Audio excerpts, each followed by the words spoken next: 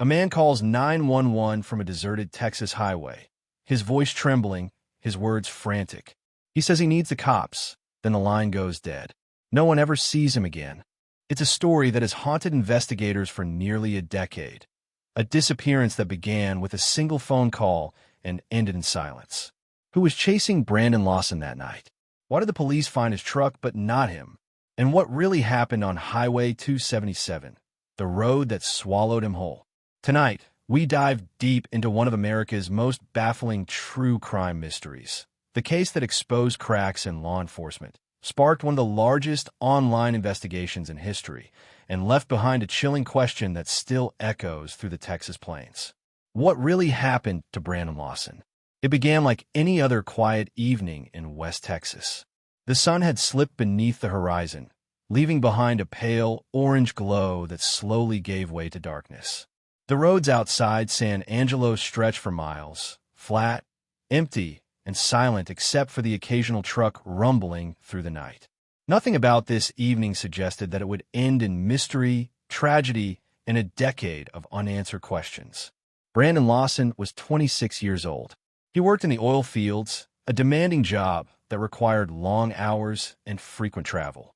Friends described him as hardworking, funny, and loyal, a man who loved his children and often talked about building a better life for them. He shared a small home with his longtime girlfriend, Ladessa Lofton, and together they were raising 4 young kids in San Angelo, a city where everyone seemed to know someone who worked the rigs. Like many families living paycheck to paycheck, stress came and went. There were arguments about money, long work shifts, and the pressure of balancing bills with the needs of a growing family. Still, those close to Brandon say he always tried to make things right when tension appeared. He wasn't perfect, but he was present. That Thursday night, August 8th of 2013, the couple's evening turned sour. It's unclear what started the disagreement. Some say it was over work, others say it was about recent choices Brandon had made, but the voices grew louder, the frustration heavier. Eventually, Brandon decided to leave the house and clear his head. He grabbed his keys, his phone, and left in his silver pickup truck. It was close to midnight. Outside, the temperature hovered in the mid-70s Fahrenheit. The highway leading north out of San Angelo is long and empty, bordered by dry brush and rolling fields. At that hour, the darkness can feel absolute. No streetlights for miles, no towns for comfort. Drivers often say that on those roads, it feels like the world falls away behind the beams of your headlights. Before pulling out, Brandon made a few quick calls. He tried to reach his father, perhaps to talk or to calm down after the argument, but couldn't get through. Moments later, he spoke briefly with his brother Kyle. He told Kyle he was heading to his father's house, a short drive of about 45 minutes. Nothing seemed out of the ordinary. What no one knew was that somewhere along that route, Brandon's night and his life would take a strange and irreversible turn. Brandon's phone records show that he made several more calls after leaving home. Some connected, some didn't. In each, his tones seemed different, agitated, unsure, but never fully panicked. To family members, it sounded like he was frustrated, maybe low on fuel, maybe lost. He had driven this road countless times, but in rural Texas, one missed turn could mean miles of empty land before another landmark appears. By the time the clock neared 12:30 a.m., Brandon's truck was somewhere near Bronte, a small community surrounded by farmland and quiet pastures. It's the kind of place where the night air carries only the buzz of insects and the wind through the mesquite trees. A place where a voice calling for help could vanish before anyone hears it. Later that night, Brandon would place a call that still echoes across the internet, a 911 call filled with confusion and fear. But before that moment, he was just another young father on a Texas highway, trying to find his way home after an argument, perhaps tired, perhaps angry, perhaps unaware that fate was closing in. Those who loved him remember his laugh, his big plans, and how much he adored his kids. His disappearance would leave an absence that still weighs on the Lawson family today, a silence that no search, no headline, and no discovery has ever fully explained. And so, it began not with a crime or a chase, but with a simple decision: a man stepping out into the night to cool down after an argument. One drive, one road, one phone, and eventually, one call that would puzzle investigators for years to come. Arguments in relationships happen, but sometimes the smallest spark can light a fire that burns out of control. For Brandon and Ledessa, the evening of August 8th, 2013, started like any other. Kids at home, Brandon back from work, and the usual rush of late-night chores. But beneath the surface, something was boiling. Brandon had been working long shifts in the oil fields. It was exhausting, dangerous work that left him drained both physically and emotionally. He had recently failed to return home after a previous argument, choosing instead to cool off elsewhere, which had frustrated Ledessa. So when tensions rose again that Thursday night, emotions flared faster than either expected. Accounts from the family suggest Brandon may have relapsed on drugs that evening, possibly methamphetamine. It wasn't something new, but it was something he'd been fighting to overcome. If true, it could explain some of the confusion, paranoia, and odd behavior that would soon follow. Still, that's just one theory. What's certain is that by around 11:30 p.m., words turned sharp and Brandon decided to leave. He stormed out of the house, keys in hand, saying he needed space. Ledessa didn't try to stop him. After all, sometimes letting someone cool off is better than forcing another fight. Brandon walked to his silver Ford F-150 pickup truck, climbed inside, and drove away into the dark Texas night. At first, nothing seemed strange. Brandon was heading north, most likely toward his father's house near Crowley, a familiar drive of about 45 minutes to an hour. But in rural West Texas, the line between just a drive and the middle of nowhere appears quickly. Once outside San Angelo, the road stretches endlessly through flat, empty plains. No towns, no gas stations, no light, only the hum of tires on asphalt and the glow of headlights cutting through the dark. As the miles passed, Brandon made several phone calls. He called his father to say he was on his way, but got no answer. He also called his brother, Kyle Lawson. The two were close. Kyle later said Brandon didn't sound himself. His words were fast, scattered, and filled with nervous energy. Still, Kyle assumed it was just stress from the fight. Shortly after midnight, Brandon's tone changed again. He called Kyle once more, this time sounding anxious. He said something that caught Kyle off guard. 3 expletives are chasing me out of town. The line went silent for a moment. Kyle asked, what do you mean? But Brandon didn't clarify. The signal crackled, the call dropped, and Kyle was left unsure if his brother was serious or just overreacting. At 12:30 a.m., Brandon's truck ran out of gas on Highway 277, about 4.5 miles south of Bronte, Texas. It's a lonely stretch of road. No nearby houses, no stores, no real shoulder to pull off on. He coasted to the side of the highway, where his truck came to a stop in the dark.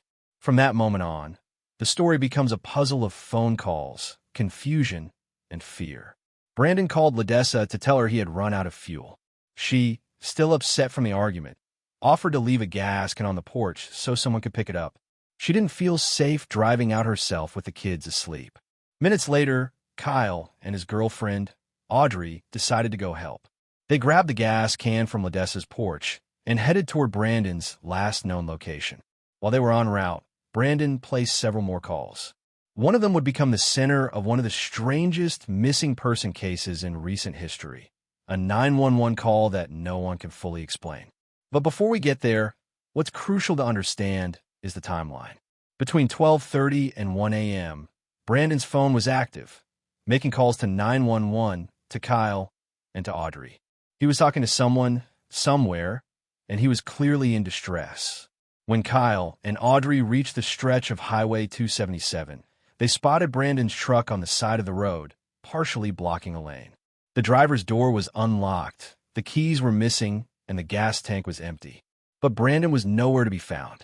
No footprints, no flashlight, no sound of movement in the fields nearby, just darkness. Within minutes, a sheriff's deputy, Neil, also arrived on the scene after another driver had reported a vehicle obstructing traffic. Kyle told the deputy that the truck belonged to his brother, who had called earlier saying he'd run out of gas and needed help. But what Kyle didn't yet know, what no one knew at that time, was that only a few minutes earlier, Brandon had called 911. In that call, Brandon's voice was shaking. He told the dispatcher, "Yes, I'm in the middle of a field. I ran into some guys." His words were frantic, fragmented, almost impossible to follow. At one point, he said, "There's one car here. The guy's chasing me into the woods. Please hurry." And then the line went silent. The dispatcher, unsure of his location, tried to trace the call. But in 2013, cell tower triangulation in rural Texas was imprecise. They couldn't pinpoint his exact coordinates, only that he was somewhere near Highway 277. As the deputy examined the truck, Kyle tried repeatedly to call his brother. At first, the phone rang. Then it went to voicemail. Finally, it stopped ringing altogether.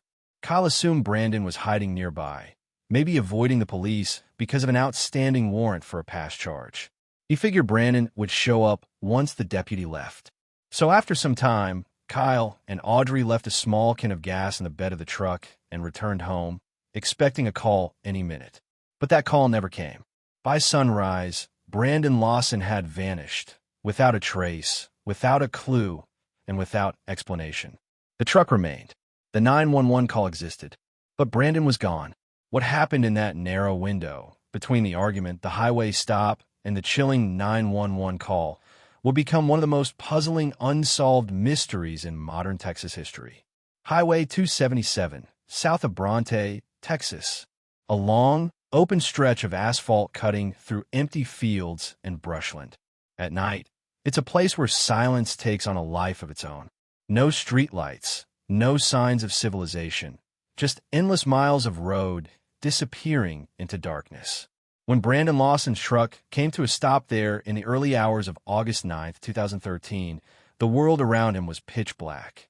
There were no nearby houses, no traffic, and no reason for anyone to be on that road, except long-haul drivers and locals cutting across the plains. The nearest town was several miles away. The nearest help, miles more.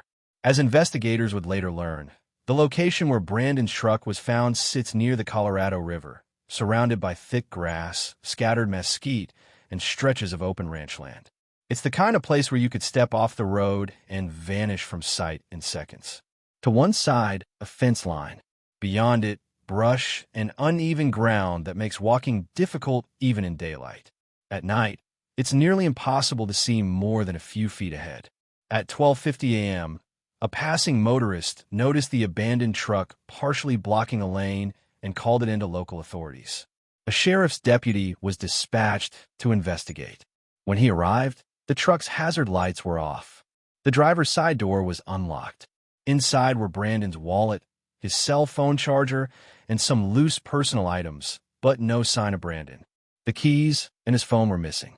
Moments later, Kyle Lawson and his girlfriend Audrey arrived with the gas can, expecting to see Brandon waiting near the truck.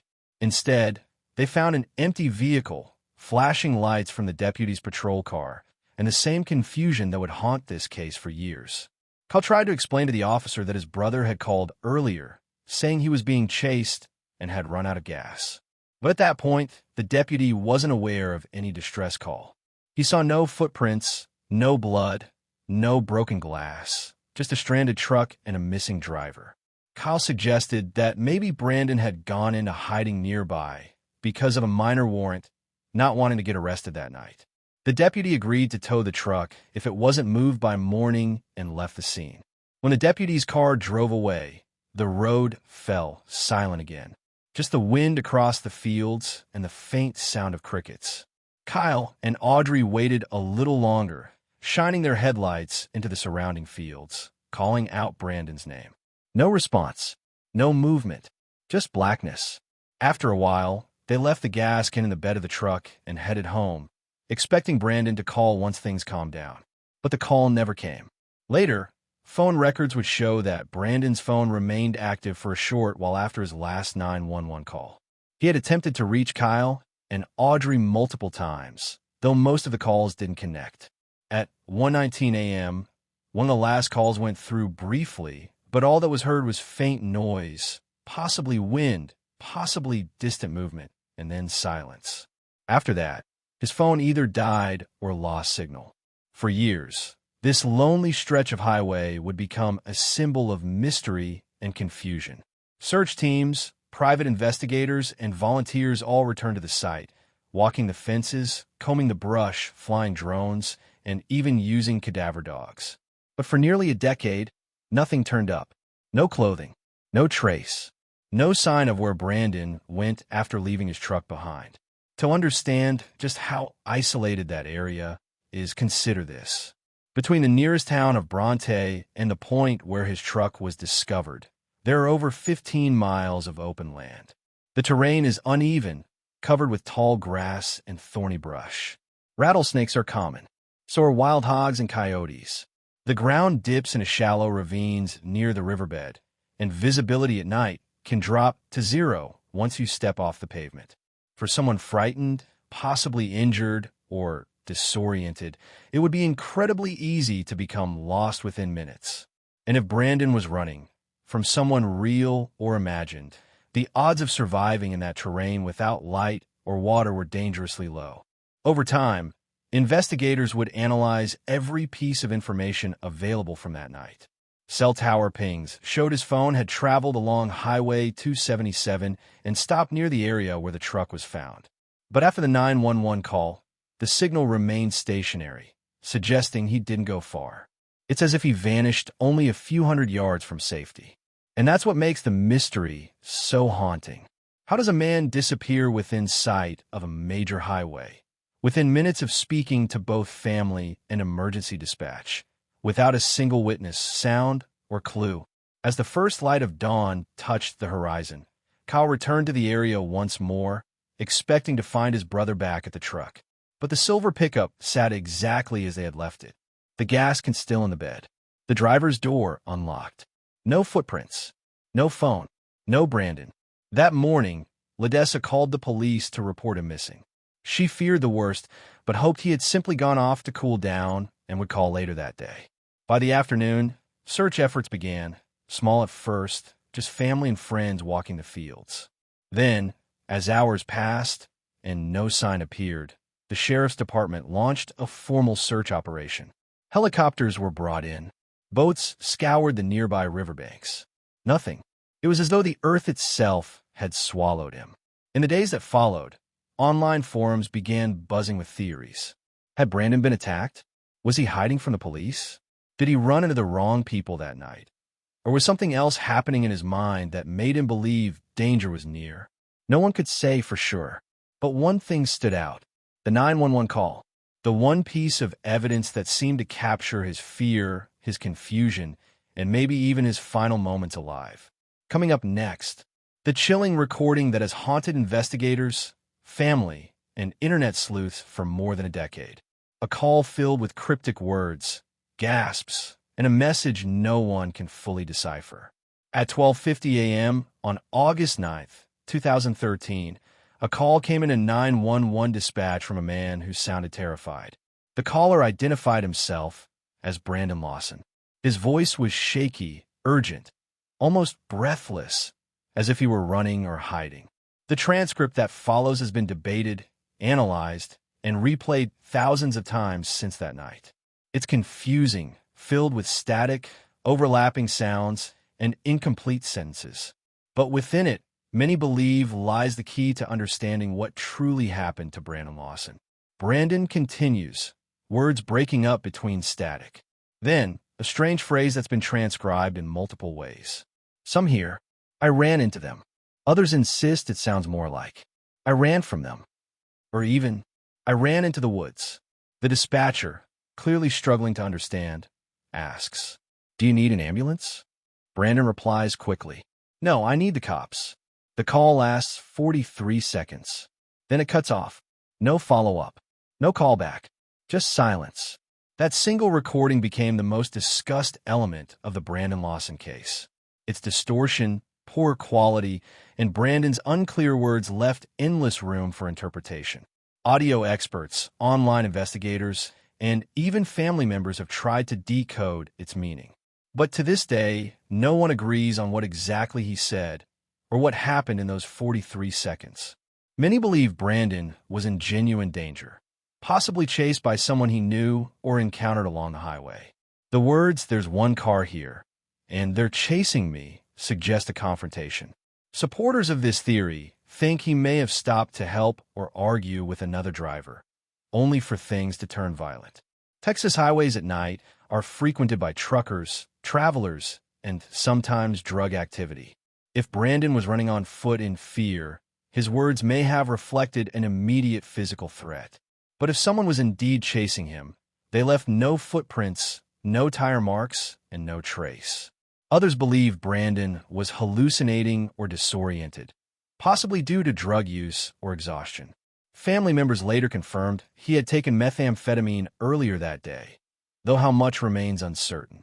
Under its influence, paranoia and sensory confusion can become overwhelming. It's possible that Brandon believed he was being chased, even if no one was there. Still, that doesn't explain the calm but fearful clarity in his tone. He wasn't ranting. He was reporting urgently and specifically. Another possibility is that Brandon encountered something on the side of the road, an abandoned car, another stranded motorist, or even a hidden drop-off near the riverbed, and became injured or trapped. The phrase, "We're out here going toward Abilene," on both sides of the road could describe headlights, people, or patrol cars near him. Perhaps he wandered off for help and became lost in the thick brush. In the dark, disoriented, and dehydrated, confusion could easily set in.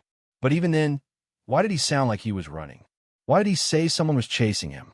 Let's slow the 911 recording line by line, as investigators later did. "Yes, I'm in the middle of a field." Suggests he was no longer on the road, possibly in the brush beside it. "My truck ran out of gas." Confirms he left the vehicle voluntarily, rather than it being forced off the road. "There's one car here." Indicates someone else was nearby. But who? No other vehicle was ever found. "The guy's chasing me through the woods." The line that chills everyone who hears it. He's not describing fear of police or paranoia. He's describing pursuit.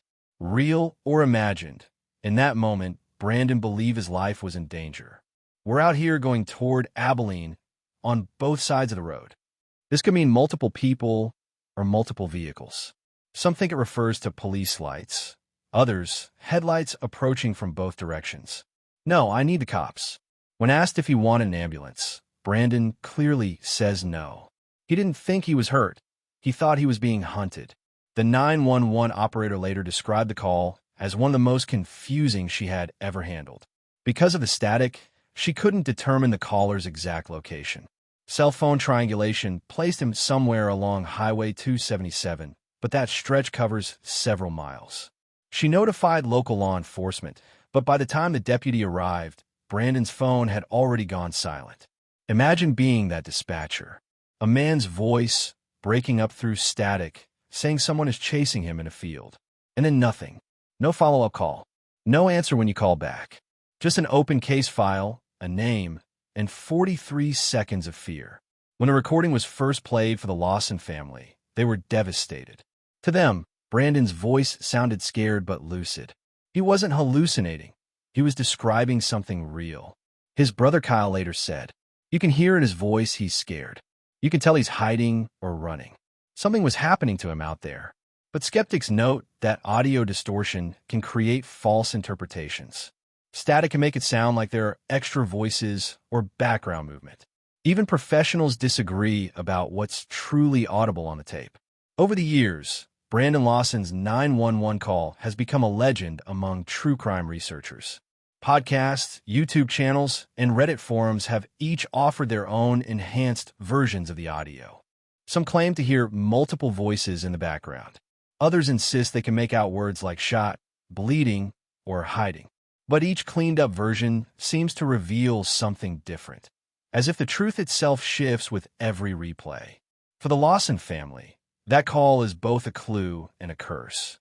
It's the last known trace of Brandon's voice, a desperate plea for help that no one could answer in time. To this day, the original recording remains the most puzzling artifact in the case. A man's final broadcast into the void, a voice swallowed by the static of the Texas night. Whatever happened to Brandon Lawson began and ended on that lonely highway. The truck, the call, the silence afterward. They're all pieces of a puzzle that has refused to come together. But as investigators dug deeper, new details began to surface, clues that would shape the next phase of the search. And with each new lead, the question grew louder. Was Brandon Lawson a victim of foul play or of his own fear? When Brandon Lawson's 911 call dropped at 12:51 a.m., no one yet realized how crucial those 43 seconds would become. For the dispatcher, it was just another confusing call on a quiet Texas night. But for Brandon's family, and for investigators who would later listen to that call hundreds of times, it marked the beginning of a search that would last years. This is the story of what happened immediately after Brandon Lawson vanished. A night of miscommunication, missed timing, and haunting coincidence. After Brandon's 911 call disconnected, dispatchers attempted to call him back. The phone rang, then went straight to voicemail. At roughly 12:58 a.m., a highway patrol officer, Deputy Neal, was dispatched to check out the abandoned truck reported on Highway 277, about 4 miles south of Bronte, Texas. When he arrived, he found Brandon's white Ford F-150 parked awkwardly on the shoulder, its hazard lights blinking.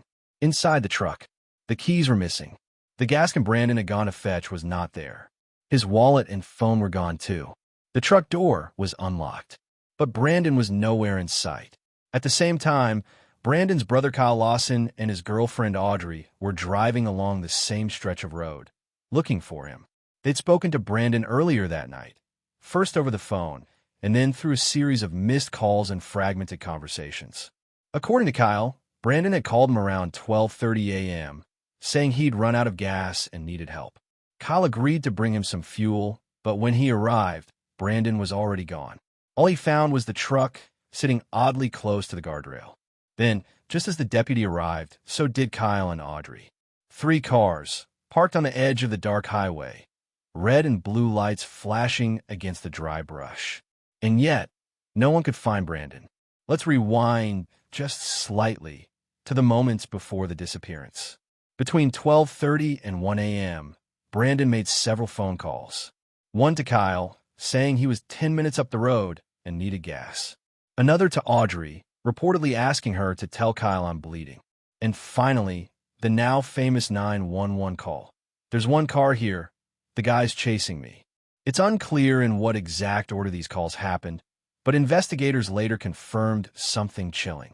Brandon's phone was pinging in an area only a few hundred yards from where his truck was found, meaning whatever happened to him happened very close by. Kyle later said that when he arrived at the scene, he tried calling out for Brandon, yelling his name into the dark. He thought he heard Brandon's voice once or twice, faintly, from the brush nearby. But the sound was distant, hard to pinpoint, and just as quickly it was gone. Imagine that moment. Your brother's truck is there, but he's vanished into the blackness of the Texas plains. You call out, and you think you hear him, but you can't see a thing. No flashlight, no phone signal, no clue. Only the hum of the wind, the rustle of tall grass, and the uneasy feeling that something is very wrong. The responding officer, Deputy Neal, approached Kyle and Audrey and asked about the truck. They explained that it belonged to Brandon and that he had called earlier needing help.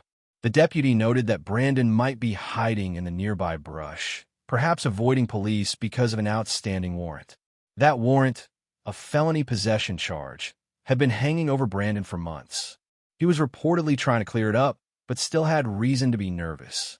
To the officer, it seemed possible Brandon had seen the flashing lights and fled to avoid arrest. So instead of launching a full-scale search, the officer believed Brandon had simply run off. Kyle even told him he thought Brandon was nearby, possibly hiding. But when the deputy shined his spotlight into the field, he saw nothing.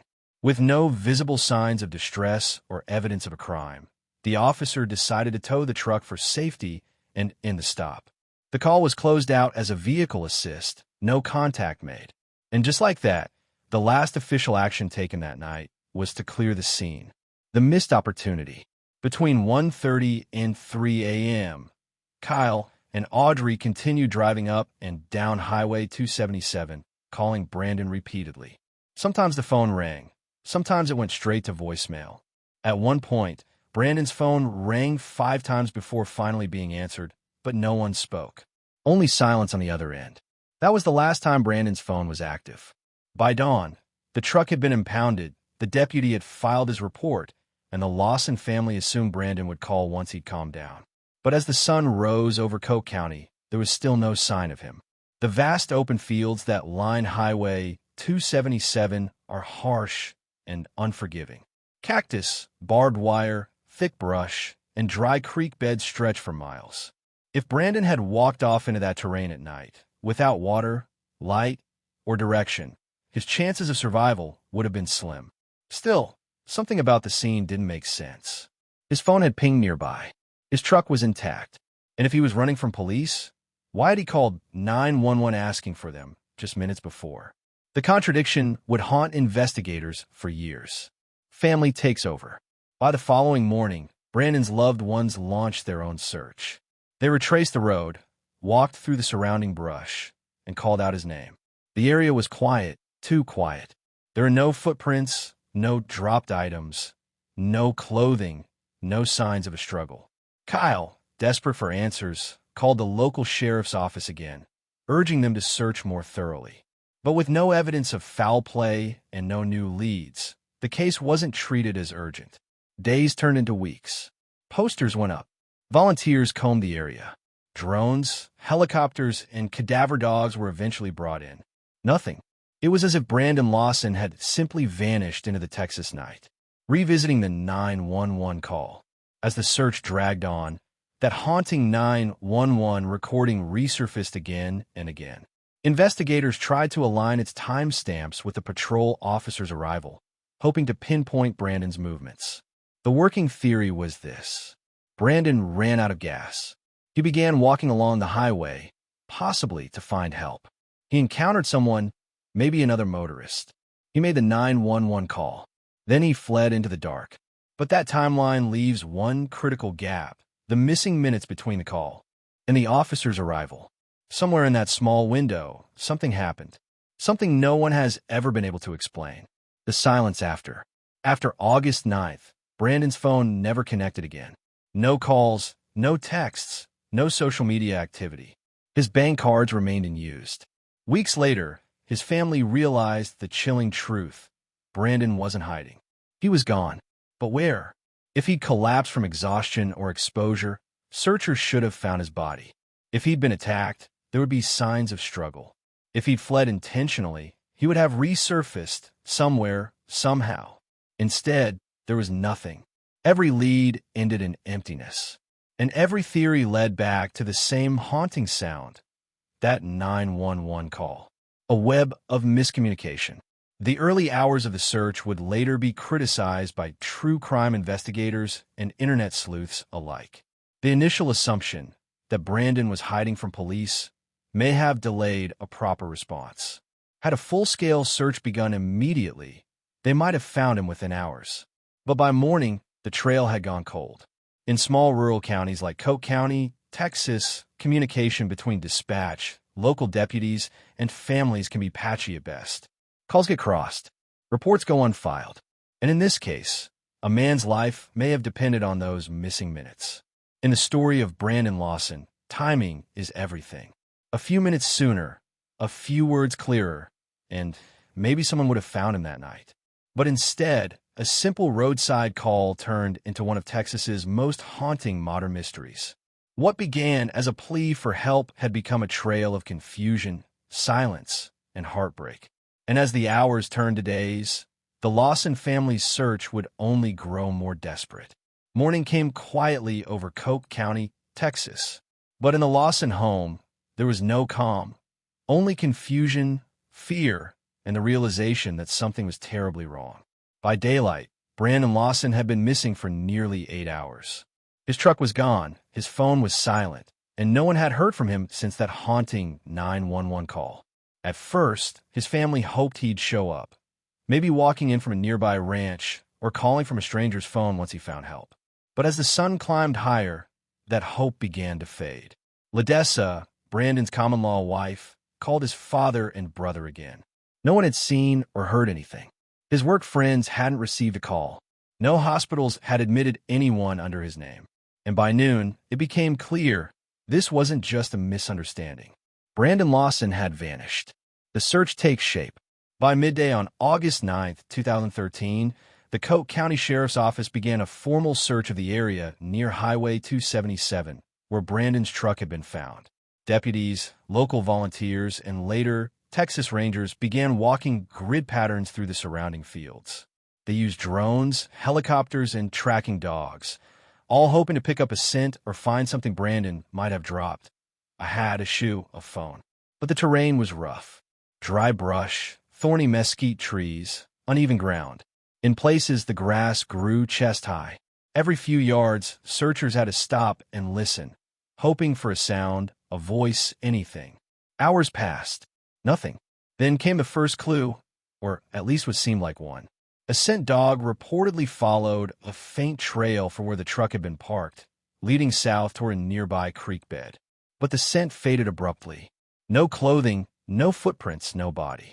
Just the endless emptiness of West Texas. The terrain of disappearance. To understand how someone could vanish so completely, you have to understand this landscape. Coke County is rugged, sparsely populated land. A mix of open ranches, dirt roads, and scrubby brush stretching for miles. At night, it's pitch black. No streetlights. No visible towns in the distance. Just darkness and silence.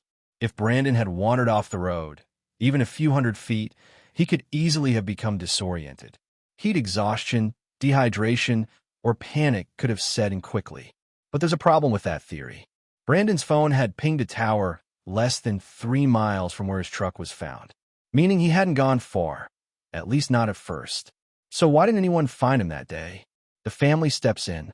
Frustrated by the slow pace of the official search, Brandon's brother Kyle Lawson and Ledessa organized their own volunteer effort.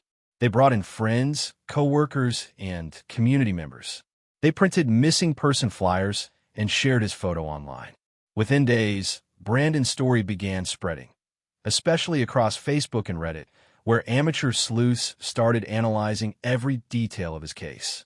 They dissected the 911 call, replaying it hundreds of times, trying to make sense of what he said. Some thought he was being chased. Others believed he was hallucinating, possibly due to methamphetamine use. A few argued he'd staged his disappearance to avoid arrest. But no one could explain one critical thing. Why did his phone go dead just minutes after calling for help? The family refused to believe Brandon had run away. They knew him. He wouldn't have left his kids. And that 911 call didn't sound like a man running from responsibility. It sounded like a man running for his life. The 911 call revisited. Investigators and audio experts tried repeatedly to clean up and analyze Brandon's 911 call. It was distorted, full of wind and background noise. But certain phrases stood out. Yes, I'm in the middle of a field. Ran into some guys. We're not talking to them. I need the cops. Each listener seemed to hear something different. Shot the first guy. Got to the chase. Bleeding, chasing me. It became a riddle of sound and panic. If Brandon had truly encountered some guys, who were they? Other drivers? Locals? Strangers? Or was he alone, terrified, and confused in the dark? Theories spread fast. Some believed it was a drug deal gone wrong. Others thought he'd stumbled onto something suspicious, maybe criminal activity in the area. And then there were those who believed he'd fallen victim to foul play, perhaps shot or buried somewhere nearby. But without evidence, everything remained speculation. Dogs, drones, and doubt. Over the following days, search teams returned repeatedly. They brought in cadaver dogs, thermal imaging, and air support. The dogs picked up faint scents, but every trail went cold. Helicopter pilots scanned the creeks and brush, but no heat signatures appeared. Even with help from the Texas Rangers, the search yielded nothing. Then came a harsh reality. Resources were limited. With no new leads and no confirmed signs of foul play, the official search began to scale back. For a while, only family and volunteers continued. They walked miles each day, calling his name, leaving markers, checking abandoned properties, but the land swallowed every clue.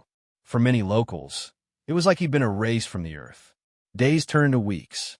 Weeks passed, then months, and still, no trace of Brandon Lawson. Ledessa continued posting updates online, pleading for help. Kyle appeared on local news, urging anyone with information to come forward. But rural disappearances are unforgiving.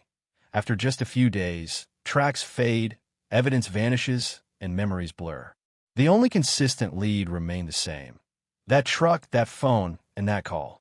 The 911 call recording was eventually made public, giving rise to one of the most intense internet investigations in early true crime YouTube history. Podcasters, Reddit users, and armchair detectives everywhere began replaying and decoding each second. Whole communities sprang up around it, each convinced they'd solve the riddle. But despite the noise, there was still no new information. With no body, no witnesses, and no physical evidence, theories about Brandon Lawson's disappearance multiplied. Some thought he'd overdosed, panicked, and wandered into the wild, dying of exposure. Others claimed he was picked up, possibly by someone he met along the highway. Then there were the darker whispers. Rumors of cartel activity in rural Texas. Talk of illegal hunting grounds, hidden wells, and private landowners who didn't take kindly to trespassers. But again, no evidence supported any single explanation. The truth, as far as anyone could tell, was that Brandon Lawson had simply stepped into the dark and never returned. Family's frustration. By September, the family's frustration reached breaking point. They accused the authorities of not taking the case seriously. They questioned why the truck had been towed before a full search had begun, and they demanded the 911 audio be analyzed professionally, something that took years to finally happen. Still, without proof of foul play, the case stalled. No arrests, no suspects, no solid leads. Kyle, in later interviews, said, "If they'd searched that field that night, really searched, we might have found him. He wasn't far. I know he wasn't." That sentiment, that sense of something missed, would hang over the case for years. A cold silence. By the end of 2013, the Lawson family had exhausted nearly every local resource. Volunteers still met on weekends to search, but hope was fading. The trail had gone cold. Yet the internet never let the case die. Brandon's 911 call kept resurfacing on YouTube, TikTok, and forums. Each time, it brought new listeners, new theories, and renewed questions about what really happened that night on Highway 277. It was a mystery without a center, a man without a trace, and a call that still echoed years later. When a person vanishes, time becomes the enemy. Memories fade, evidence disappears, and the truth slips further away. But in the story of Brandon Lawson, something always felt unfinished, as though one final piece of the puzzle still lay hidden, waiting to be found. The internet sleuths, keeping this same cinematic, investigative voiceover tone and pacing. When local searches failed to find Brandon Lawson, the story might have ended quietly, another unsolved case lost in the Texas desert. But then, something unexpected happened. The internet found him. In the weeks after Brandon disappeared, his family posted updates on Facebook. At first, they reached only friends and a few community members. But by the end of September 2013, the case had spread to online forums, YouTube channels, and Reddit threads dedicated to unsolved mysteries. Soon, thousands of people across the world were listening to the same eerie recording, Brandon's 911 call. That 43-second clip became the heart of the mystery. And it was the internet that turned it into one of the most analyzed pieces of audio in true crime history. A viral obsession. On Reddit's r/unresolved mysteries forum, users began dissecting every word. One user uploaded a cleaned-up version of the call, enhancing the clarity and slowing it down by 25%. Another posted a full transcript, line by line, debating what Brandon actually said. It started a chain reaction. People began uploading their own interpretations. Some believed they heard gunshots in the background. Others claimed to hear him say, "I'm bleeding." A few insisted he was saying, "They're chasing me." The debate went viral. Podcasters picked it up. YouTubers made breakdown videos. And soon, the case of Brandon Lawson became one of the internet's earliest crowdsourced investigations. The 911 call breakdown. The official transcript from dispatch was vague, riddled with unintelligible sections. So the online community stepped in. They used noise reduction software, pitch filters, and waveform analysis to isolate Brandon's words. One theory claimed he said, "I ran into some guys. We're out here going toward Abilene. I need the cops." Another interpretation was darker. "I ran into them, shot the first guy. I'm bleeding." But none of these versions could be verified. The background noise, wind, static, and the roar of passing cars made it nearly impossible to be certain. Yet despite the uncertainty, one message rang clear. Brandon Lawson was scared, terrified, and whatever he saw that night, he believed his life was in danger. Brief silence, then slow return of soft tension tone. The rise of the online detectives. The true crime community didn't stop at the call. They began building full maps of the area. Google Earth screenshots, property lines, tower pings. Everything was examined in microscopic detail. One Reddit user even plotted out the exact coordinates of Brandon's last cell ping and found that it matched a small stretch of private land, a field near a creek bed. Others discovered local reports of oil field activity, ranch gates, and barbed wire fencing that could have trapped someone wandering at night. The conversation grew so large that news outlets began covering it. What had started as a small missing person story had now become an internet phenomenon. Independent investigators step in. By 2014, private investigators began reaching out to the Lawson family after seeing the case online. They offered to re-examine the call, recheck the maps, and organize new searches. Among them was Jason Watts, a volunteer investigator who would later become one of the most prominent figures pushing to reopen the case. Watts believed the early law enforcement response had been mishandled, that Brandon had likely been within sight of Highway 277 the whole time. He argued that if the area had been thoroughly searched that first night, they might have found him. So, he began working with Brandon's family, gathering online volunteers, organizing GoFundMe drives, and sharing updates through Facebook and YouTube. The power of online communities was now fully engaged. Theories re-examined. As more people joined the search digitally, new theories emerged, some logical, others wild. 1. The drug theory. Brandon, possibly under the influence of methamphetamine, had become paranoid and hallucinated that people were chasing him.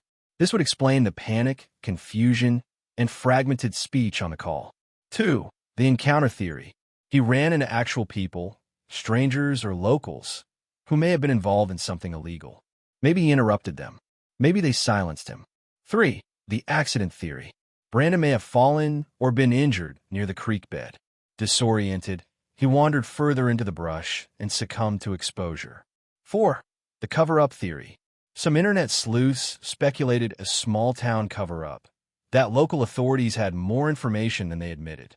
But again, no solid evidence ever supported that claim. Despite the speculation, one fact united all the online investigators. The system had failed. A man called 911 asked for help and was never found. Somewhere along that process, something or someone went wrong. A case that wouldn't die. Even as years passed, interest in Brandon Lawson's case never fully faded. YouTube channels specializing in unsolved mysteries continued producing new breakdowns, each offering a different angle or theory. Podcasts like The Vanished and Crawl Space featured detailed episodes. Each time, Brandon's story reached a new audience, and new hope that someone, somewhere, might finally have the missing piece. Users on forums often compared it to the Maura Murray and Bryce Laspisa cases, other young adults who vanished under confusing circumstances, leaving only phone records and half-finished calls behind. The connection was simple. When technology fails to provide answers, the human mind fills the silence with possibilities. And in Brandon's case, silence was all anyone had. A new generation of searchers. By 2018, technology had advanced. Drones with thermal cameras could scan wider areas faster than any ground search team. Watts and other volunteers organized new searches using modern tools, high-resolution mapping, and improved GPS tracking. But the results were always the same. No signs, no remains, no phone. The terrain had changed over time. Rain, wind, and ranching activity had altered the landscape. If Brandon had been there, nature may have hidden every trace. Still, the digital sleuths refused to give up. For them, Brandon Lawson wasn't just a name. He was a symbol of every case where the system gave up too soon. They kept his name alive when others stopped searching. They kept replaying that haunting voice. They refused to let him be forgotten. Family and the online community. Ladessa and Kyle often posted updates thanking the online community. At times, though, they were overwhelmed by both support and speculation. Rumors spread quickly, some cruel, some false, some deeply invasive. Yet through all the noise, the internet did what it does best. It remembered. Every year on the anniversary of his disappearance, the case resurfaced, trending again, discussed again, dissected again. For nearly a decade, strangers across the world knew the voice of a man they'd never met. A man whose final words still echoed through static. "I need the cops." Echoes of hope. In many ways, the internet became the searchlight that law enforcement had failed to turn on. It connected experts, detectives, and everyday people who refused to let Brandon Lawson's name fade. They couldn't bring him home. Not yet. But they kept his story alive, long enough for the truth to finally surface. Because years later, after all the theories, after all the online noise, something would finally be found. And when it would confirm what many feared all along. The internet gave the Brandon Lawson case a second life, a digital afterimage of a man who vanished in the dark. And while most mysteries grow colder with time, this one burned hotter. Because somewhere in those fields of Coke County, the truth was still waiting to be uncovered. The discovery. For nearly a decade, the case of Brandon Lawson haunted the internet. A voice in the dark, a man who vanished without a trace. But then, after 9 long years of speculation, hope, and heartache, the silence finally broke. It was February 2022 when the news came. A rancher near Bronte, Texas, roughly the same area where Brandon had disappeared, reported finding human remains and personal items. A pair of shorts, shoes, and fragments of a cell phone, deep within a rural property line. The location? Less than a mile from where Brandon's truck had been abandoned that night in August 2013. The call that changed everything.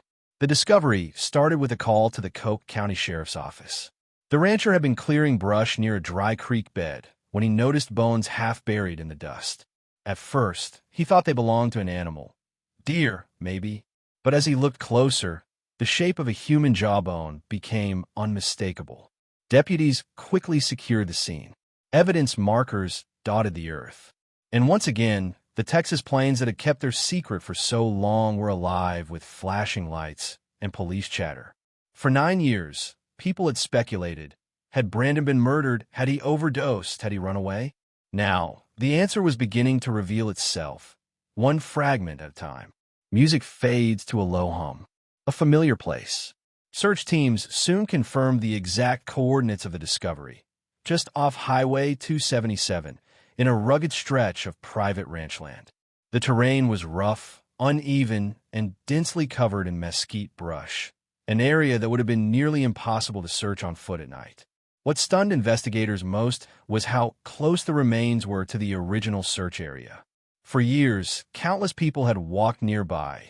Search teams, volunteers, even drones, but the heavy vegetation and shifting ground had hidden everything in plain sight. Some said it was tragic irony.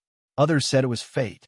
After all the speculation, the truth had been sitting quietly under the Texas sun, waiting to be found. The DNA test. Within weeks, forensic teams collected the remains and sent them to the University of North Texas Center for Human Identification for DNA analysis. The process took months.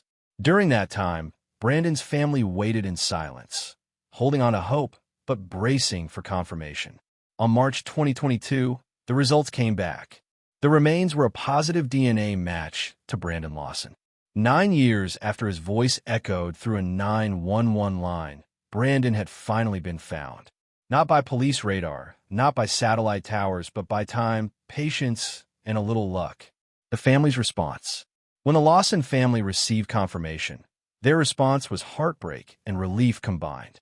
Brandon's brother, Kyle Lawson, wrote online, "After nearly a decade of searching, we can finally bring my brother home. Thank you to everyone who never gave up."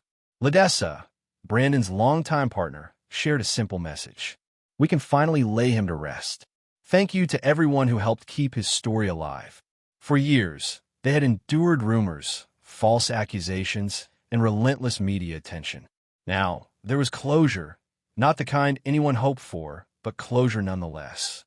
Revisiting the theories, the discovery didn't answer every question, but it finally narrowed the possibilities. Theory 1. Foul play. The remains showed no clear evidence of trauma, no bullet wounds, no fractures that suggested an attack. So while murder was once suspected, it now seemed unlikely. Theory 2. Accident and exposure. This became the leading explanation. Investigators believe Brandon may have tried to walk through the rough terrain that night, disoriented and possibly dehydrated, eventually collapsing in the brush. The area's intense heat during the day and wild animal activity could have quickly concealed any trace of his body. Theory 3. Miscommunication and panic. The 911 call may have been misunderstood. Perhaps Brandon wasn't being chased. Perhaps he was scared, lost, or hallucinating due to stress, exhaustion, or substance use. That confusion may have led law enforcement to misinterpret his location that night. The missed opportunities.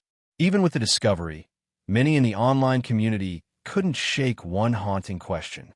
Could Brandon have been saved that night? He was less than a mile from his truck.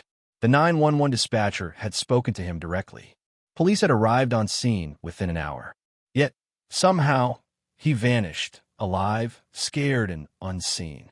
Searchers later pointed out that the terrain had been poorly illuminated that night. If only more officers had gone on foot. If only the dispatcher had traced the call faster. If only Brandon's phone hadn't lost service at that exact moment. The what-ifs still hang over the case like a cloud. The internet reacts. When the news broke online, the reaction was instant. True crime forums filled with mixed emotions, grief, relief, and quiet sadness. For years, thousands of people had built theories, drawn maps, and replayed that 911 call over and over. Now, for the first time, there was an ending. But endings in true crime are rarely clean. Some users expressed guilt, feeling they had speculated too much, pushed too far into the family's pain. Others said it proved the power of public persistence, that online communities can keep pressure alive when systems fail. In a way, the discovery was shared by everyone who had ever typed his name, shared a video, or whispered. What really happened to Brandon Lawson? The final search. After confirmation, local volunteers and family members returned to the site one last time to collect what remained, bless the ground, and say goodbye. They brought flowers. A few placed small stones where his remains had been found. Someone left a cross marked with the date, August 9th, 2013, February 2022. Standing there, the reality was inescapable. All the theories, the debates, the mysteries, they had all ended here in a quiet field outside Bronte, Texas. Laid to rest, a small private service was held for Brandon later that year. Family, close friends, and a few members of the volunteer search team attended. There were no cameras, no press releases, just quiet tears, prayers, and memories. Kyle Lawson later said, "We never stopped looking. We never stopped believing he'd be found. Now at least he's home." For Ledessa and the children, the discovery brought a bittersweet peace, an end to the years of uncertainty that had defined their lives. Lessons learned. The Brandon Lawson case has since become a reference point in missing person investigations. It exposed how easily rural disappearances can fall through the cracks, and how vital immediate ground searches are when someone calls for help. Experts now cite the case when training dispatchers, emphasizing clear communication, GPS triangulation, and follow-up coordination. It also showed something else, the power of the public. For nearly a decade, strangers refused to let the case die. They amplified it, analyzed it, and gave it visibility when official channels moved on. In the end, Brandon's story wasn't solved by technology or police databases. It was solved by persistence, chance, and the quiet determination of people who cared enough to keep asking questions. Legacy of a voice. The final piece of this story isn't the discovery, it's what came after. Because even now, years later, Brandon Lawson's 911 call is still studied in podcasts, analyzed in YouTube documentaries, and remembered as one of the eeriest audio moments in true crime. People still debate what he said. They still argue over what really happened in those final moments. But one truth remains undeniable. Brandon Lawson's voice changed how we listen. He reminded the world that even the most ordinary person can vanish between one heartbeat and the next, and that sometimes the loudest cry for help is hidden inside the silence that follows. Brandon Lawson's story began with a phone call and ended with an echo, one that traveled through time, through static, through the hearts of strangers. And even though the mystery is technically solved, the questions he left behind still linger across the Texas plains. Because in every voice that calls for help, in every mystery left unsolved, there's always one haunting truth. Echoes of the plains. Narration. The Texas plains are quiet again. The wind still moves through the mesquite trees. The night still hums with crickets, and the highway where Brandon Lawson vanished still stretches endlessly into the horizon. To most who pass through, it's just another lonely stretch of road. But to those who know his story, that road is sacred ground, a place where a man's voice once reached out from the dark, begging to be heard. It's here, between silence and static, that the story of Brandon Lawson finally rests. Yet, his voice, and the mystery it carried, still echoes across the plains, whispering questions that time can't erase. Brandon's case began as one disappearance among many, one man, one night, one phone call. But over the years, it became something much larger.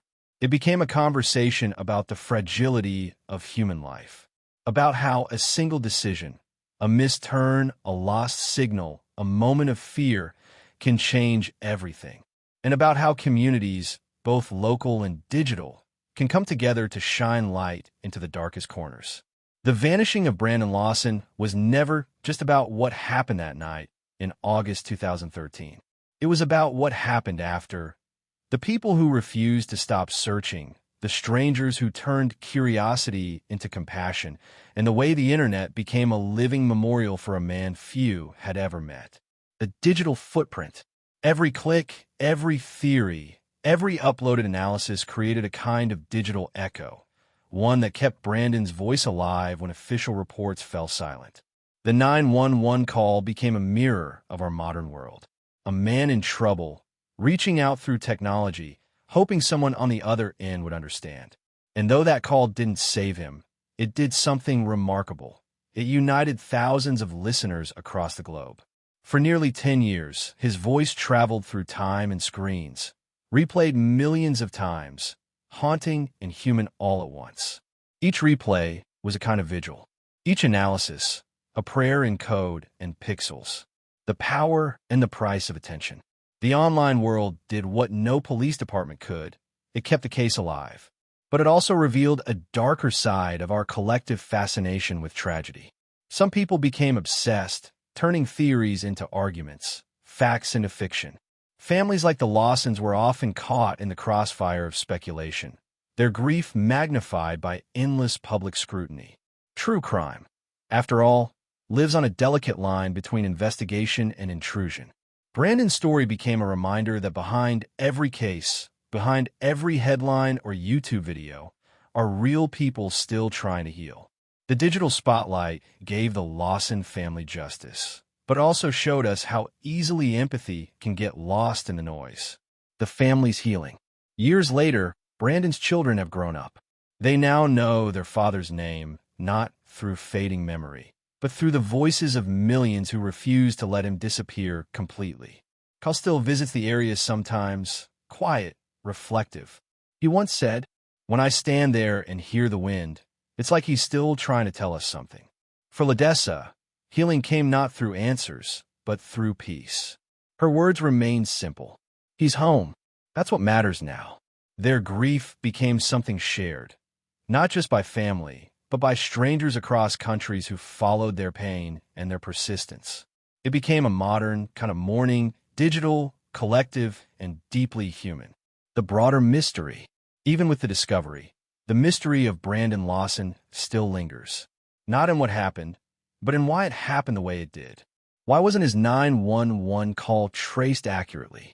Why did search teams miss the area so close to his truck?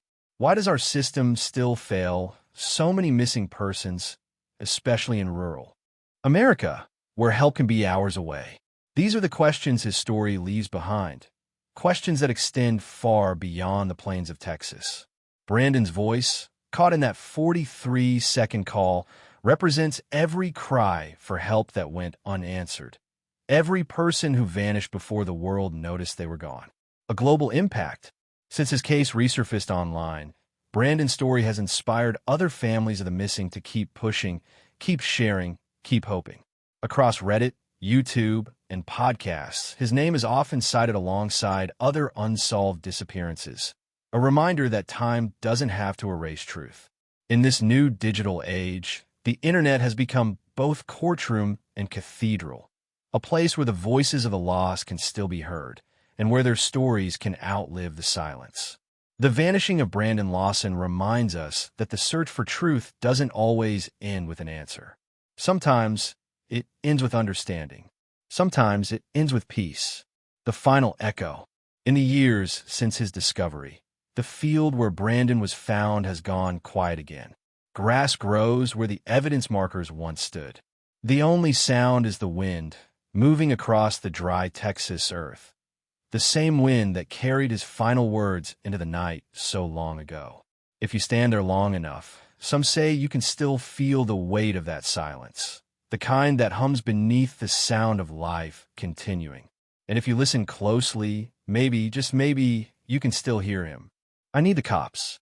Those 4 words, distorted, desperate, human, will forever echo through true crime history. Final words. Brandon Lawson's story began with fear and confusion. It ended with discovery and peace. And in between, it connected thousands of strangers who refused to let him vanish from memory. He may have been one man, lost on a lonely Texas road, but through his story, he gave a voice to countless others who never got the chance to be heard. Because in the end, this story isn't just about what was lost.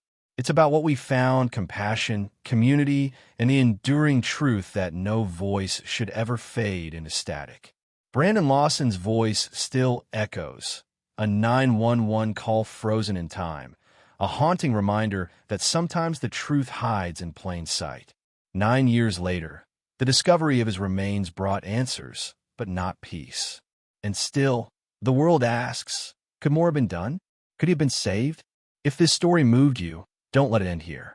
Hit that subscribe button, like this video, and share Brandon's story, because awareness saves lives and every missing person deserves to be found.